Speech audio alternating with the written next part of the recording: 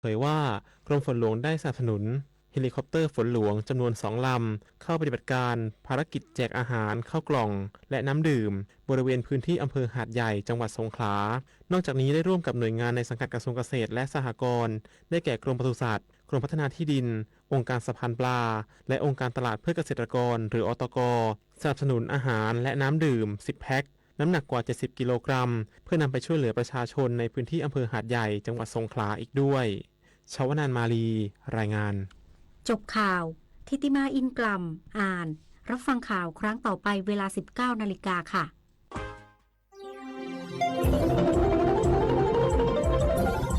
วิทยุแห่งประเทศไทย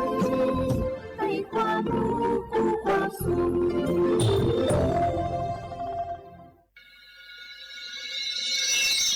สถานีวิทยุกระจายเสียงแห่งประเทศไทยจังหวัดเชียงใหม่ AM 1476 กิโลเฮิรตซ์สถานีวิทยุภาคภาษาชาติพันธุ์แห่งเดียวในประเทศไทยที่มีความทันสมัยเชื่อถือได้สร้างอัตลักษณ์กลุ่มชาติพันธุ์สู่สากล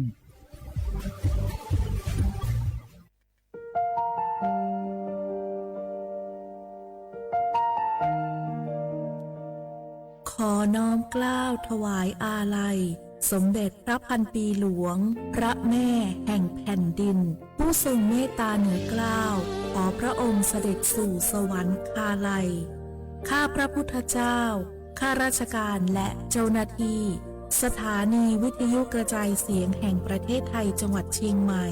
กรมประชาสัมพันธ์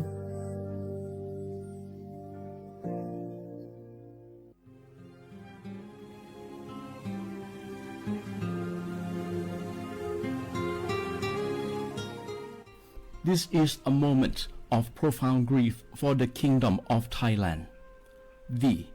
The collective voices of Radio Thailand Chiang Mai join the Thai nation in mourning the passing of our beloved Queen Martha, Her Majesty Queen Sirikit. Her life was a testament to the unwavering service, grace, and deep love for the Thai people. Our humble condolences and thoughts are with His Majesty the King, the royal family, and all the Thai people during this deeply sorrowful time. We will remember her forever.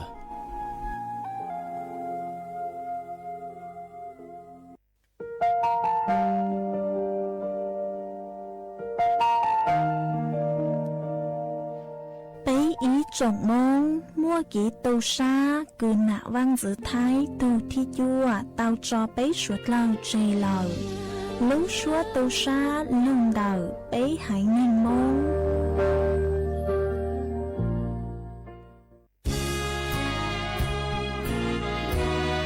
พระบารมีปกเกล้าเพื่อปวงชนชาวไทยจากพระราชกรณียกิจนานับประการที่พระบาทสมเด็จพระเจ้าอยู่หัวและพระบรมวงศานุวงศ์ทรงทุ่มเทพระวรกายทรงงานอย่างไม่เหน็ดเหนื่อยเพื่อประโยชน์สุขของประสบนิกรจากโครงการหลวงสู่การพัฒนาแหล่งน้ำส่งเสริมการศึกษาและด้านสาธารณสุขที่มุ่งเน้นการพึ่งพาตนเองและการพัฒนาอย่างยั่งยืนทุกย่างพระบาทคือการทรงงานทุกพระราชดำริคือพลังแห่งการพัฒนาเพราะประชาชนคือหัวใจของแผ่นดินร่วมเสริมสร้างความรักในสถาบันหลักของชาติโดยสำนักงานประชาสัมพันธ์ที่ 3 กรมประชาสัมพันธ์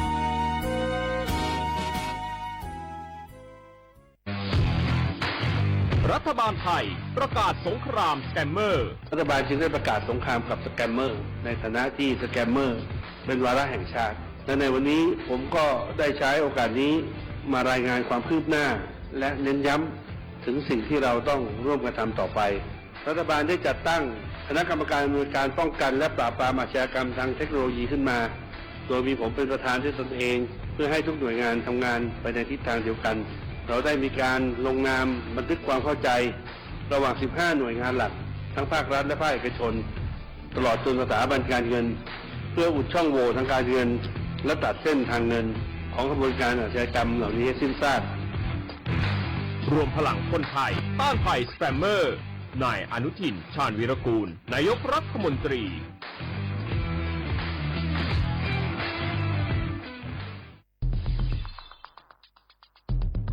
ค่3 ปีความเสียหายจากอาชญากรรมไซเบอร์ของคนไทยพุ่งทะลุถึง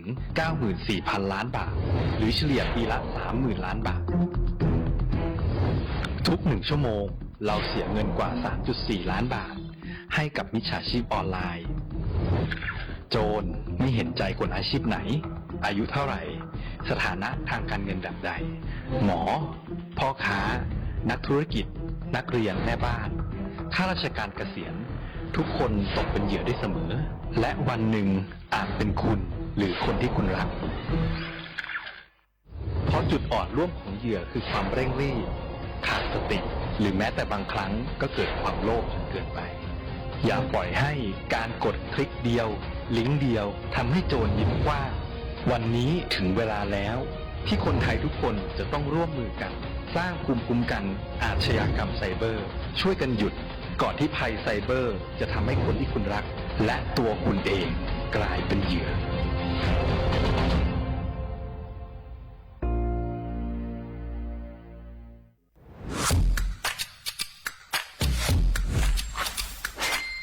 กลับมาแล้ววันนี้กับโครงการคนละครึ่ง plus รัฐออกครึ่งประชาชนออกครึ่งช่วยเศรษฐกิจไทยหมุนเวียนเติบโตถ้าเราช่วยกัน plus ต่อยอดให้เศรษฐกิจไทยเติบโตอย่างยั่งยืนด้วย5 plus plus ที่1เพิ่มช่วงอายุผู้เข้าร่วมโครงการจาก18 ปีเป็น16 ปี plus ที่2เพิ่มวงเงินใช้จ่ายจาก150 บาทเป็น200 บาทเพิ่มพลังซื้อของประชาชนเพื่อกระตุ้นการหมุนเวียนในระบบเศรษฐกิจฐานรากลดภาระค่าครองชีพ plus ที่3เพิ่มสิทธิพิเศษด้วยการดูแลผู้ที่อยู่ในระบบภาษีให้ได้รับสิทธิพิเศษมากขึ้นเพื่อสร้างแรงจูงใจให้ทุกคนร่วมอยู่ในระบบอย่างโปร่งใส plus ที่4เพิ่มโอกาสให้นิติบุคคลขนาดเล็กเข้าร่วมได้ให้ธุรกิจเติบโตเป็นกำลังสำคัญของเศรษฐกิจไทย plus ที่5เพิ่มทักษะใหม่เพื่อพัฒนาให้ร้านค้านำความรู้ใหม่ๆมาช่วยเพิ่มยอดขายลดต้นทุนเรียนรู้เติบโตและปรับตัวไปกับเทคโนโลยีใหม่เพื่อสร้างเศรษฐกิจที่แข็งแกร่งจากคนละครึ่งสู่คนละครึ่ง plus ไม่ว่าจะสั่งข้าวคนละจานชาเขียวคนละแก้วขนมเค้กคนละชิ้นหรือหลายๆชิ้นก็ใช้ส่วนลดได้ทันทีสูงสุดวันละ200 บาทแถมใช้กับฟู้ดเดลิเวอรี่ก็ยังได้สำหรับประชาชนไทยอายุ16 ปีเป็นต้นไปสมัครรับสิทธิ์ผ่านแอปพลิเคชันเป๋าตังวันที่ 20-26 ตุลาคม 2568 สำหรับร้านค้าที่สนใจร่วมโครงการสมัครได้ผ่านแอปถุงเงินวันที่ 15 ตุลาคมถึง 19 ธันวาคม 2568 แล้วเตรียมพร้อมรับลูกค้าจากทั่วประเทศเพราะนี่คือโครงการที่คนไทยทุกคนช่วยกัน plus เพื่อให้เศรษฐกิจไทยโตไปพร้อมกันโครงการคนละครึ่ง plus ดำเนินการภายใต้เป้าหมายที่ชัดเจนของรัฐบาลในความต้องการกระตุ้นเศรษฐกิจลดภาระค่าครองชีพให้ประชาชนและยกระดับศักยภาพผู้ประกอบการไทยให้พร้อมในยุคดิจิทัล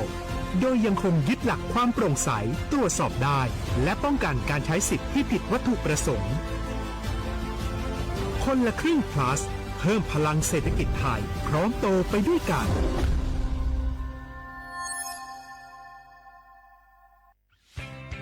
เส้นทางสายหมอกที่สวยที่สุดในเมืองแพร่กำลังรอทุกคนไปวิ่งด้วยกันครับทุกก้าวของคุณคือพลังของลมหายใจชวนเพื่อนชวนครอบครัวมาวิ่งฝ่าสายหมอกเพื่อโรงพยาบาลแพร่ในวันอาทิตย์ที่ 7 ธันวาคม 2568 บริเวณลานกิจกรรมหลังวัดพระธาตุช่อแฮมาร่วมกันส่งต่อพลังแห่งความดีเพราะทุกก้าวของคุณช่วยต่อชีวิตให้กับผู้ป่วยในโรงพยาบาลแพร่สมัครได้เลยวันนี้แล้วไปวิ่งด้วยกันในวันอาทิตย์ที่ 7 ธันวาคม 2568 พบกันบริเวณลานกิจกรรมหลังวัดพระธาตุช่อแฮนะครับ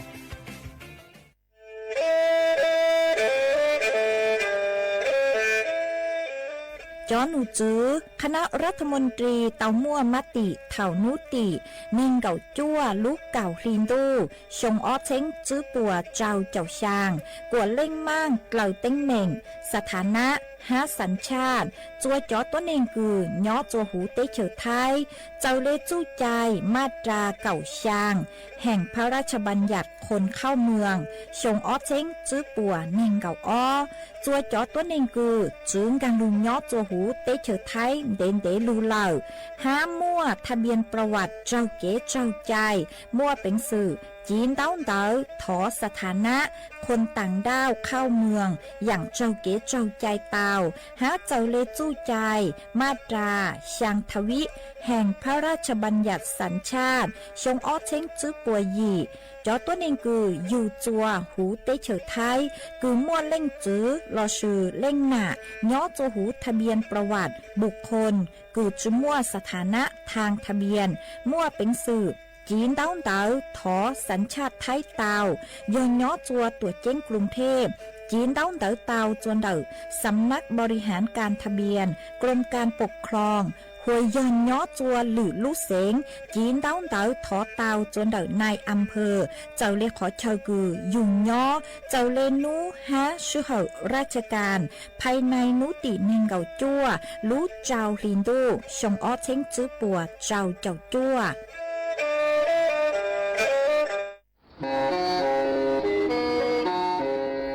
เล่งตือสังเกงโฆษณาจวนเต่าสุต้องจัวสังชัวหูเต้เฉียวไทยเต่าลู่เสียงเจ้งใหม่คือยอขอเชามัวเก๋เป้ารูเก๋ฉีฟาง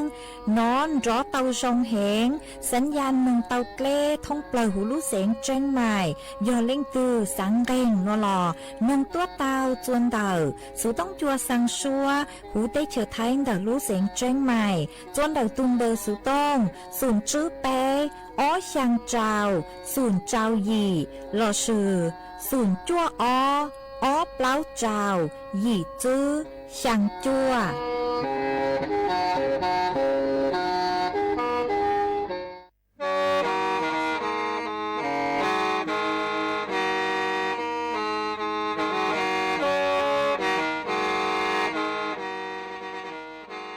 เดาหนัวสุต้องจัวสังชัวหูเต้เฉียวไทยเดาลู่เสงเจ้งใหม่ลู่ชื่อเหอหาลุงมงอีนูไปหาออจายังเซินจูไปหาเถ่าชื่อเหอจื้อเต็งจูเจ้าเต็งยังจองดูไปหาเถ่าชื่อเหอเก่าช่างเต็งจูเก่าหยี่เต็ง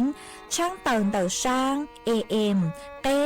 อีเช้งเปล่าปัวช่างเจ้าเจ้ากิโลเฮิรตซ์เดาหนัวมงยอเป้ลูมงสวดเล่าชอกกันนงเต่า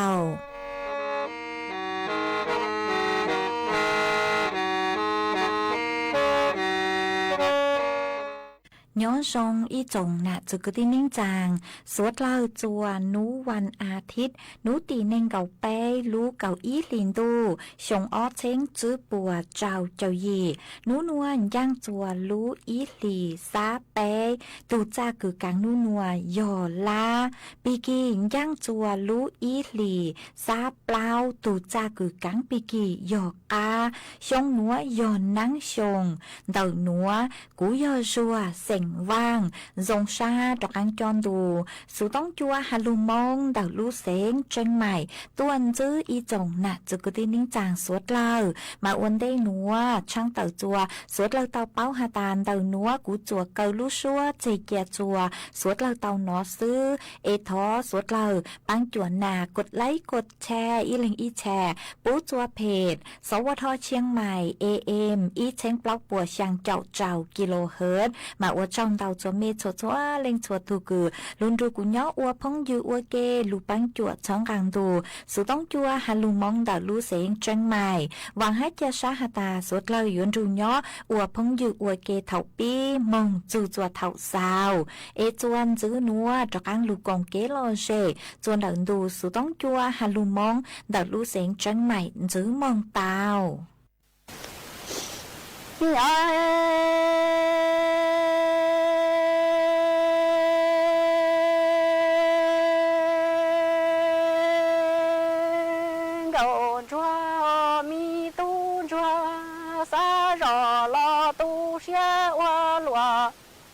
bảo lý nó tia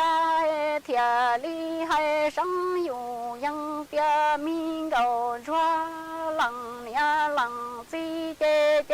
ตาทัวลอยเทมุงปื้อหรือตีจูเจ้าเฮาอายกาเรเฮารอตัวละตูกาย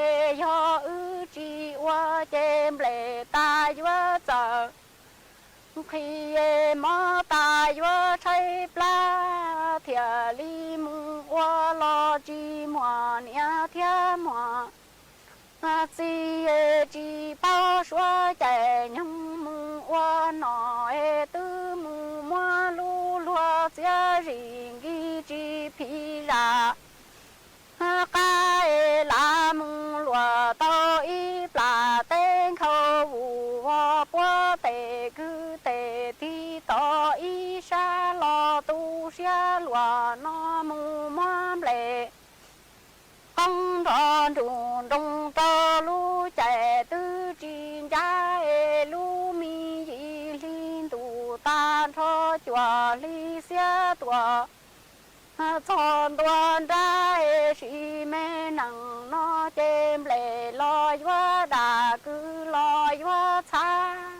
cha nhà nam y nông hà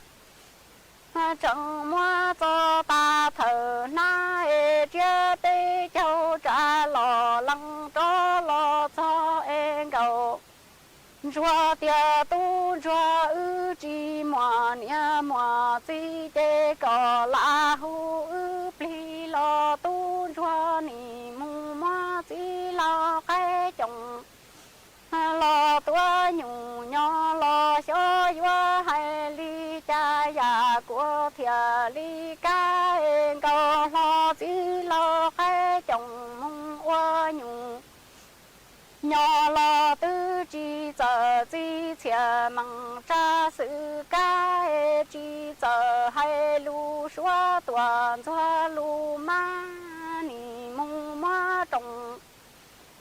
ma chủ chân tua tua trâu to ai xa rõ tiêu qua yo mua lăng nia mong hu xuân tề mà mua lăng chỉ hu xuân cái cho yo lên cái mò khoa lo chê qua la chê tiền chỉ qua mua tua băng quan chuẩn thái生有样的命高说高梦后几老短着八老几老点度给他妈沙老的我沙你着着老早这生有yang ta tu cho tia ư chi mà nia mà chi tu xian cho to lăng tư mà qua chê mà bao ta ôm thái ban đầu trong lý bề non thái ban đầu chơi tua dũa băng đau mong lú lán màu phùa chơi tua chẳng hát tua dũa trồng trò băng đau mongจวนเดาลูกช้างปัวสนามบ้าน3บ้าน1ตำบลรวมไทยอำเภอพบพระลูกเสียงต่างจวนนุตีหนึ่งเกาหยีลูกเก่าอีลินดูมึงจูนุตีอีลูกเก่าอ้อลินดูชงอ้อเช้งจื้อปัวเจ้าเจ้าหยีย้อจวนนุตีหนึ่งเกาหยีลูกเก่าอีลินดูชงอ้อเช้งจื้อปัวเจ้าเจ้าหยียัวมั่วไก่ท่อตัวหูชัวปังเสงหาจอตู้ลัวแมนแฟชั่นต่างยัวตัวหนังจงชอมงซื้อตือเสงเก๋จัวสวดเลาไซนุตีเน่งเก่าจั่วลูกเก่าอีลินดูชงอ้อเช้งจื้อปัวเจ้าเจ้าหยียัวมั่วไม้สีเฮาตัวหูชัวปังเสงหาจอตู้ลัวแมนแฟชั่นต่างยัวซื้อตือหนังจงชอมงอวหลือเก่าจัวสวดเลาไซนุตีไปเจ้าลูกเก่าอีลินดูชงอ้อเช้งจื้อปัวเจ้าเจ้าหยียัวมั่วกงเชงชงตัวหูชัวปังเสงหามั่วเก๋ซื้อตือหนูน้อยแฟชั่นจัวสวดเลาไซนุตีอีลูกเก่าอ้อลินดูชงอ้อเช้งจื้อปัวเจ้าเจ้าหยียัวมั่วเก๋ซื้อตือหูชัวปังเสงหายัวมั่วเก๋ซื้อตือจอจึงเก่าซื้อลูกูมั่วน้องยังจื้อเจ้าชงยีมงจัวสวดเลาไซสวดเลายืนร้องตัวกองหน้า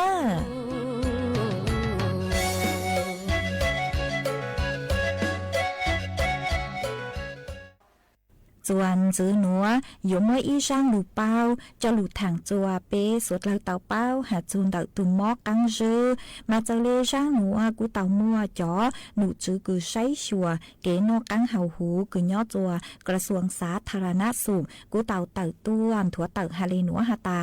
ตั้งชื่อหนัวกุนจื้อหาตาตัวหนึ่งไทยเต่าใจตุ่มมอกังจื้อจงเหงเลมาย่อจวนเต่าเจ้าจุดจื้อล้านแหล่งมากูปู่เต่าหาตา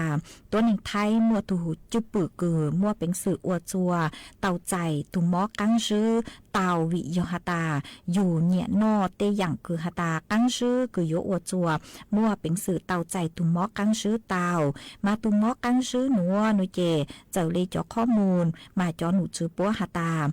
ย้อจวนเดาเก่าแรงโยมมัวอีแรงเต่าใจตุงมอหนัวหนอท้องเปล่าหูลุ่มลาเตหนัวฮะชื่อตังเลนเดาหนูเจอีชงกูปูเต่าหาตาย้อจัวหูลุ่มลาเตหนัวมัวจอตัวหนึ่งคือเต่าปวดจุซาลุนเดาตุงมอหนัวหยอบเปล่าล้านแรงต่ออีชงฮะกูเจ๋งชื่อหาตาตุงมอกังชื่อหนัวเจ๋งยมมัวจอตัวหนึ่งคือเต่าใจตุงมอหนัวจงจู่ตัวฮะ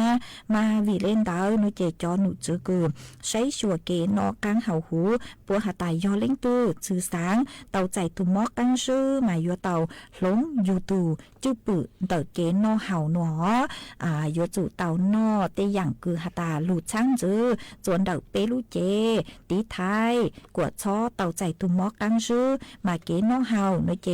เจ๋งเจ๋งเห็นเดไปยัวจู่เต่านอเตเช้าหมอกือมวนเต่าดาวจังอย่างยัวจู่เต่าเน้นจวนเต่าเตเช้าฮาจื้อชงจื้อตง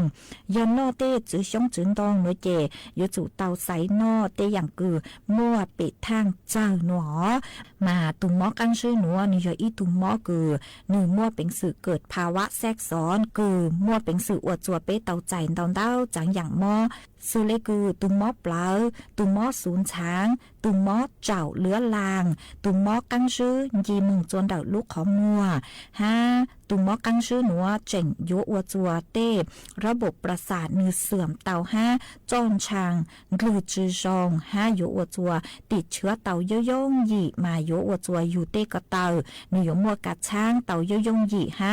จงเต่าเก้งเหงเต้เลงโยหาตามมอยังเหงหนูเจ็บโยจู่เต่าจ้าใช่ก็เต่าปอเจห้ามาวีเล่นเต่าหนูเจยออีอย่างมอคือเจ้าชัยเหงมาเปยจู่เต่าหลงเป่าเปตูจุปืจนเดเกนอเฮานอเตเช้าหมอคือมัวกังเฮาห้าหยัวเต่าช้ารู้สึกเห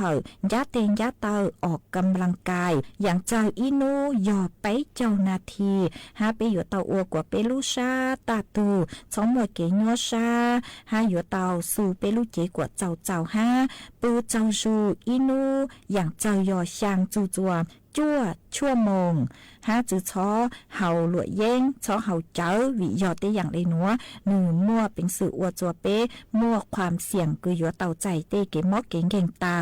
มากุมัวจะหลุดถังอวเก๋เป้าเลยหนัวจัวเป้สวดเราเต่าเป้าเลยหนัว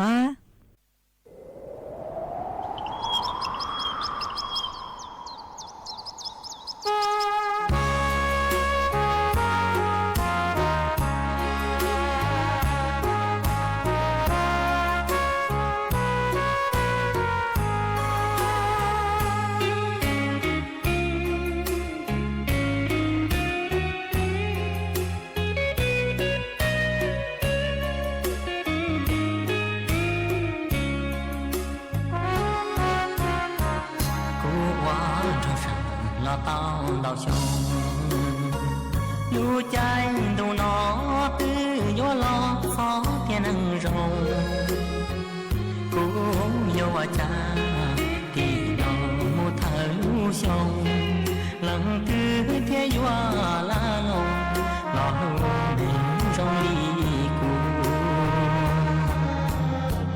đồ nó tua lần sao nó gió lo trái xa tao có là buộc cú lối chạy cứ lúc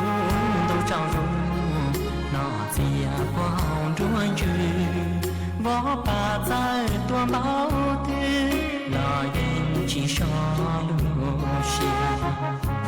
lăng cứ thiệt thìa yuang mò lu xia đa trao lắc sa ca đời nó chỉ tàu mua tu yuang tàu xia lu tại con xua lu xi hơi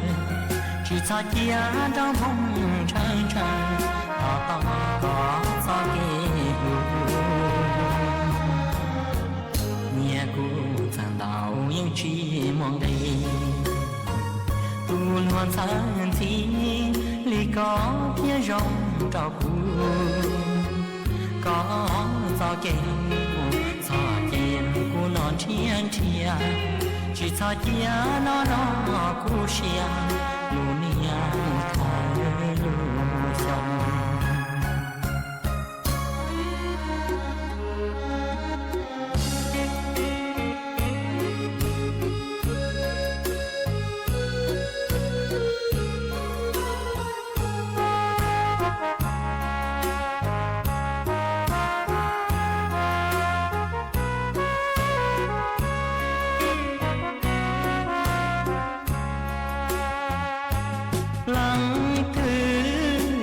yuang mò lu xia đa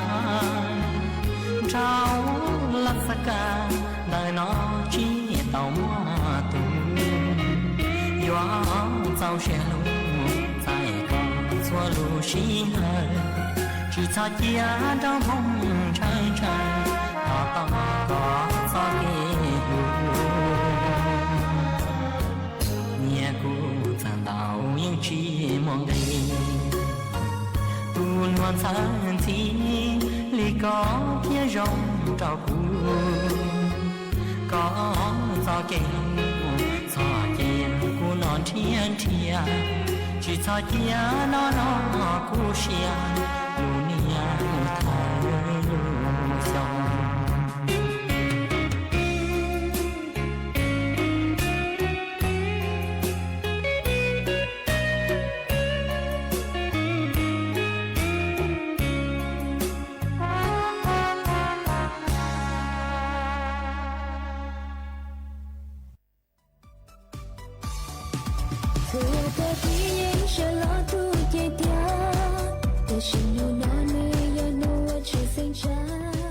Giờ tôi dũa băng đau mông Lũ rán màu phùa chơi tôi chẳng hát tôi dũa trông trò băng đau mông Xuân đầuสนาม อบต.บ่อแก้ว อำเภอเสมิง เดาลูกเสงเชียงใหม่จวนนุติจื้อจูนุติยีลูกเก่าออลินดูหยงออเชงจื้อปัวเจ้าเจ้ายีนุติจื้อลูกเก่าออลินดูหยงออเชงจื้อปัวเจ้าเจ้ายียัวมั่วไม้สีเฮาตัวหูชัวพังเสงให้ยัวมั่วกีชื่อตือเสงเจเดินแฟชั่นโชว์จัวสวดเหล่าใช้ยอดจวนนุติเจ้าลูกเก่าออลินดูหยงออเชงจื้อปัวเจ้าเจ้ายียัวมั่วมังว่างตัวหูชัวพังเสงห้ายัวมั่วกีชื่อตือเสงเจเดินแฟชั่นโชว์วัวหรือเก่าจัวสวดเหล่าใช้นุติชางลูกเก่าออลินดูหยงออเชงจื้อปัวเจ้าเจ้ายียัวมั่วไก่ทอดตัวหูชัวพังเสงห้ายัวมั่วกีชื่อตือหนูน้อยแฟชั่นจัวสวดเหล่าใช้นุติยีลูกเก่าออลินดูหยงออเชงจื้อปัวเจ้าเจ้ายียัวมั่วกีชื่อตือหูชัวพังเสงจัวสวดเหล่าใช้สวดเหล่ายุนหลงตัวกงเน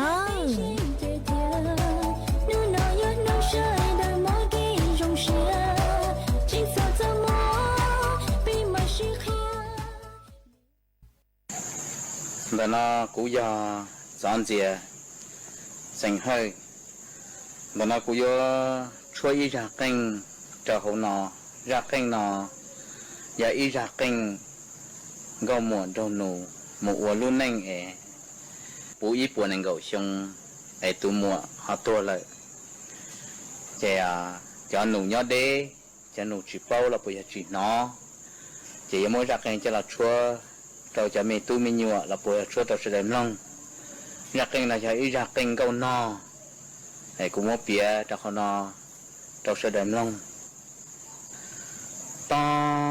mồ xanh li li canh li li canh chi ni cảnh sai là cầu nó cảnh y lần tư cầu nó đua sai là cầu nó sáng là bì dân mù tua ta cầu nó nằng nhỏ kê đê lò chi nó cầu nó cha nhỏ kê đá lò chi bao sai là cầu nó y ở lần chi y lần tư sơ cho mong sơ sa mong tê là nhà ca y ở nhà nông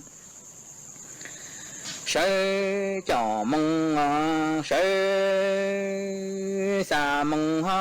giữa cho mong là xin đại lý la lu chi đỏ cầu nó nằng cầu nó cha giữa mù nó phải là cầu nó lu mong lọ y lần chi y lần tư sơ cho mong sơ sa mong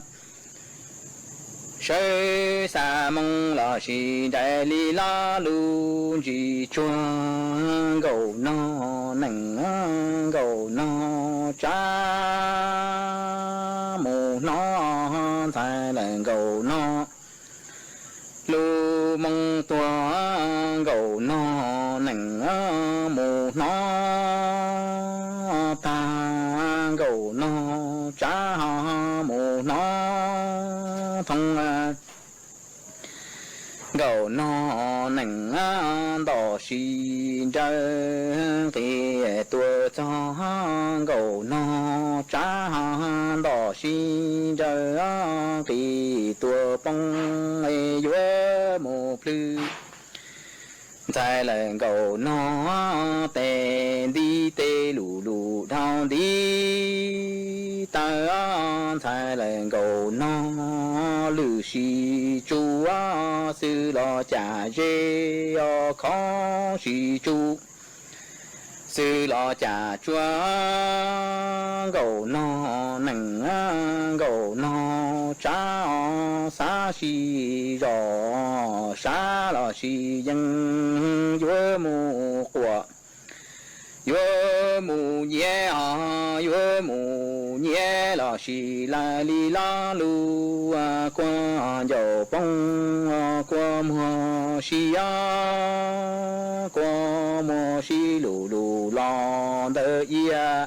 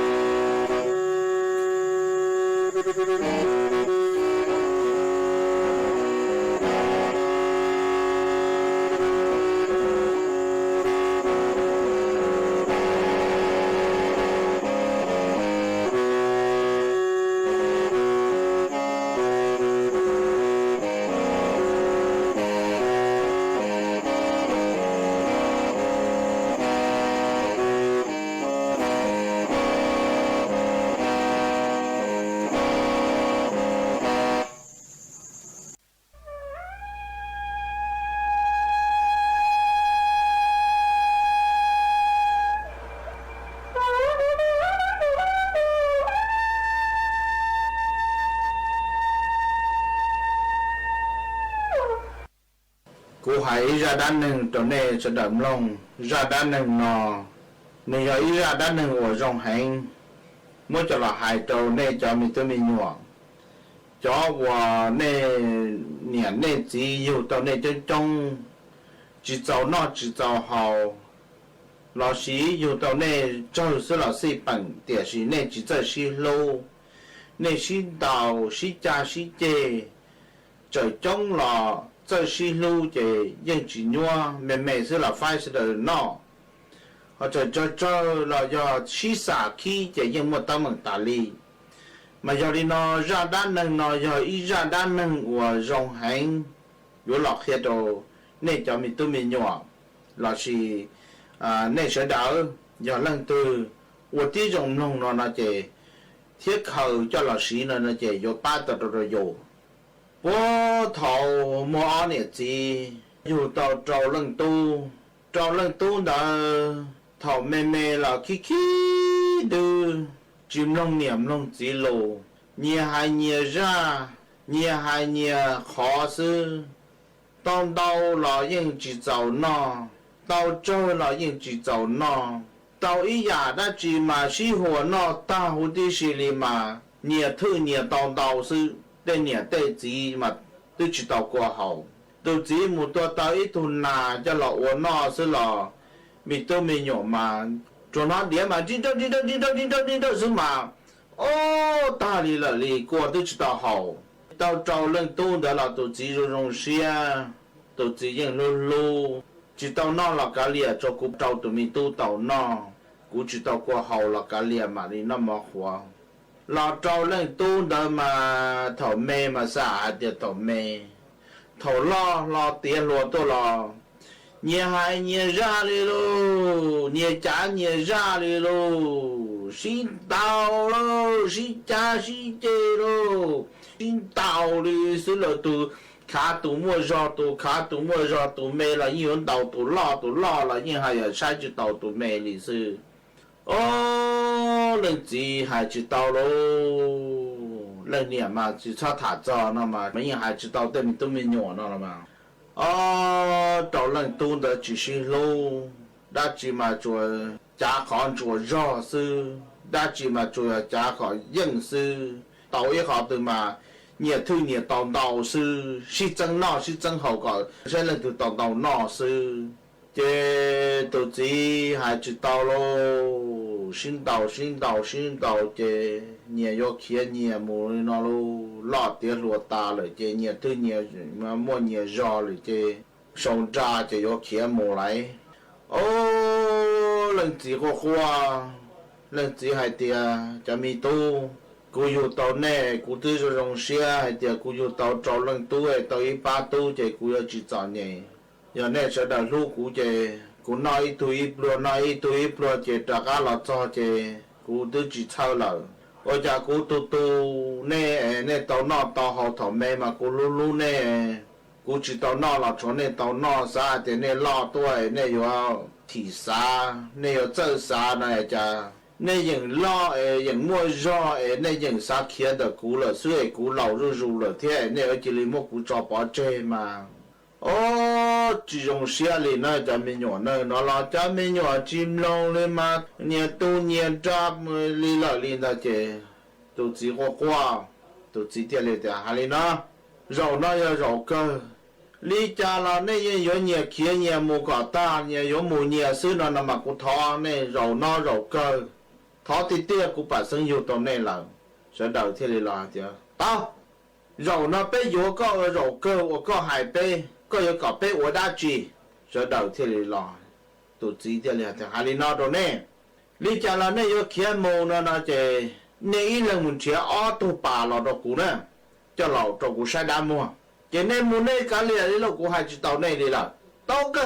ý là ở tụ bà có sự gì cũng bây giờ chia tàu cơ là muốn chia cho ý là ở tụ bà cho bà có luôn đi tè nó là nè ý là chia tàu ở tụ là cho chế cho lần gì ý tụ cho cũ tua ý tụ có tua được con chế nhiều tổ chế ta cho trâu tụ bà cho là trâu lên gì mua trâu tụ bà đó cho là bà kia mua cho lúa cho là bà kia uy bó bà còn chú chỉ chính kiểu uy bó ta chế lên gì thế này à lý cha là của hai chú tàu này là này có một chế nhiều ló nhiều tụ bà được co do có ló tàu nó là chế có một co cũng chỉ hai co là đi bà nó xin mà cái một cái ló tàu này mấy tam bảo đi nó chứ có biết ló tụ bà nó mà nhiều ló nhiều tụ gì cô xin mà như khá thì tiền ta ôi ơi dùng gì thì tiền nhiều ló nhiều tụ ta chứ lên chỉ tiền lấy tiền giờ này ló này cho ta là nó chứ này lên từ ló tàu khánh được nọ trâu tụ được nọ nè giờ lên từ ló tàu chứ có một con giờ có ló tàu là có một con lên từ ló tàu chứ nhiều một nhà chế cho tụ lo câu do ta mà giờ đó chế nên đó cái mà chỉ tao hồ lũ sĩ chế cho cú sẽ mà chế đó tụ lo chỉ tao đi trâu tụ bảo tụ chua là chế bảo lo là chế lo chỉ tao là chế cho tụ họ lo để liệt ta họ tụ lo cả nên nó họ đâu gì ta câu do ta chỉ tao đi ta đó trâu lăng để lo chỉ tao chứ lo rau tí cho nhau quan ta sẽ khi là sự chế đó tụ là để liệt ta chỉ cả lo rồi chế đó tụ là tụ để liệt ta chỉ cả lo rồi chế là chỉ muốn lên từ lo tàu đi rau tí bao là sự chế lo chỉ tàu là lên gì thế này hai tia cho mình nhỏ cú hai chỉ tàu nè giờ nè nhiều mua nhiều chế trong đi cho bà nó sẽ là mà nhiều mua nhiều ấy tụi nhỏ cá trong tụi nhỏ cá hà có khứ tàu có khứ có cú khứ tàu cú mua nhỏ cú có nhỏ có cái này chỉ mua cái xí ba này chỉ mua cái xí thau này tụi mua ô tàu trong là lối chính trái nè tụi họ mua ô tàu có cái ô tàu phê là lối chính trái nè lối xãตัวnày chỉ lối chính trái lối xã ló nàyตัวnày cho bài ít lầnตัวít thôn được có sao này ló chỉ dùng gì cần có là mà điều gì này trâu lên này còn lỗ ít bao đi nó này xí lu này xí bà có chua trong đi cụ bà bao nó lên từ yếu tua này tua chỉ tàu này chỉ cho xả khí mà này từ lo là lên từ yếu tàu là xí phải sẽ đợi nó tàu sẽ đợi non tàu phải có xí bao tàu chơi là sẽ đợi phải có xí bao nó chơi này xí lu chỗ mua chờ này sư bây giờ này xí tàu này chỉ một cái xí ba này nó chỉ lúa chỉ một cái chờ này chỉ này ít tuổi nhỏ cá trong ít tuổi nhỏ cá hà chỉ này tê cứ yêu tàu này trâu lăng là này chỉ một cái xí ba chỉ này chỉ một cái tàu rong liền chỉ một cái trái này liền chỉ bao hà thì lăng tì yo tàu đào lô nọ chữ là lăng cứ yo đào lô nọ chữ chỉ lăng tì tàu nọ chữ là yo lăng cứ sao lăng cứ tàu nọ chữ là yo lăng tì sao chỉ này luôn lăng theo lý do rong cho mình nhỏ nó chỉ lời cho tụi mình nhỏ đó là mà li chắc cả là thị xa là mà chắc cả là rau ok mà chắc cả là tua tệ chỉ là mù bây giờ tàu li chỉ hại cho cái phê cho cái ua thọ bên mẹ bên chỉ tàu sư rồi nó bên từ lọt ta lờ bên từ nọ giàu lờ thì bên nhiệt thức khứ tàu nhiệt lờ chỉ nhỏ cho chủ tàu li chỉ hại li cho bạn được nó chỉ linh đã lò là trâu lần cứ tin đã xì lô xì pa cứ yo chạy nhẹ trâu ti là chỉ li mua được đâu ti yo pa đâu cứ là pa được đâu chỉ yo cái chỉ yo đào bia yo linh đã là trâu lần cứ tin đã theo liệu năng chân năng lưu là nhẹ lời gì cho ya lò mà yo linh đã ra đan năng nó cũng muốn cho là thảo cái trâu này này cho cái ti tây tu nên sợ đời một trong mong rong hành nên nhẹ nên chỉ yêu tàu nên tên hiệp ba yêu tàu nên bao chỉ lưng chỉ tàu lưng bây giờ lưng là xì bành rong khó chỉ sao giờ y lưng xưa mà giờ những trong những rong nên sợ đời xì lu xì ba tí cứ tàu là sợ đời no cứ tàu là sợ đời no nên xì lu chè nên chỉ một cái nhiều xe này giờ hai tia nên chỉ chơi xì lu y lần mù y ya y lần mù nhỏ cá tu y lần mù nhỏ khổng tu tao nên nó mong sư chè nên khiêu mù cho chè nên tụ cứ tụ tin tới tư chính thọ nên nhỏ rồi cho thọ một tấm bằng chè nên khiêu mù cho chè nên tư mù ba chỉ tàu khó nó giờ khó chân muốn cho là hai đa năng thì nó khiêu tàu nên cú bỏ hai tiền chẳng chẳng hàng trong tập bé trồng cứ thi sẽ đầu bé như một cứ một thi cho trong cú mua cho là hai đầu nên một cho trong mà cũng muốn cho là hai chỗ này giờ nên một mong nên nhỉ nên chỉ lần từ tàu này một lâu chỉ lần nên y lần sau y lần ba y lần tây thảo tây tụ mua tây tụ họ chỉ mua là xí ba nên thì liệu tàu rồng nên thì một cái xí lu chỉ có ở đây chỉ là sẽ đợi với ya mà thì liệu cho cái hai thì sẽ đợi xí ba tàu cũng muốn cho là hai đi nó chỗ này ở trong tàu ýจังน่ะจะกูได้นิ่งจังสวดเรารู้ชื่อหากูตื้อยัวตังเราว่าจังดาวจะมีชัวเล็งชัวตัวกูมีลูปังจัวจังกังดูสุต้องจัวหันลุมองดัดรู้เสียงจังไม่ลุนรูเนาะอัวพงยูอัวเกเถาปีลูจูจัวเถาสาวเจกูจวนจื้อเมนเบาเลนหัวซื้อเอเป้หนังจากกันลูซึ่งจื้อกลัวจวนเดินดูสุต้องจัวหันลุมองดัดรู้เสียงจังไม่เถาซึ่งจูlú sư hờ chữ tiếng chù trào tiếng thầu dáng trong đu lú sư hờ cậu sang tiếng chù cậu dị tiếng ua trong đào nhớ rong suốt lờ cha đủ vô lờ tư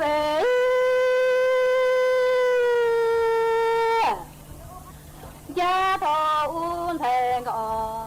cả tăng vô gọ cho cả tư do dù lệnh na lệnh tư nhà nữ do tư do lo cho lệnh na lệnh tư ta con hồ tổng ta nữ do tư cha thèn gọ cả tăng do ta gọ lệnh tu lệ trong y ta ta tu cả kỳ do mong ha lư cha cha lư do lư tu cha thèn gọ cả tăng do gọ to cả tư do thừa lệnh na lệnh tư nhà đi rong chờ lệnh na lệnh tư cha con lừa trọng nụ vô lô tư cha lưu cả chín đặng cả du tụ nhà lò tăng do to thà tụ cả kỳ do mong ha lư plơ cha nụ vô lô tư cha thèn gọ cả tăng y ta to cả lọ là chỉ ta do tăng ta từ nọ là chẳng do là lệnh na lệnh từ ta khó có dụ nhà dù lăng nụ vô lù tư cha nè nọ là lu cả ta lăng có mò do lệ tụ có thơ tụ do cá năng cha cha thèn gọ cả tăng đi vô ta cho cả rõ ta chữ nọ là chẳng vô là lệnh na lệnh từ ta khó có rõ nhà dù plơ cha nọ là cha lu cả ta là có mò vô lệ tụ có thơ tụ do căng nụ vô lù tư cha thèn gọ cả tăng do tề trọng เวลา 18 นาฬิกา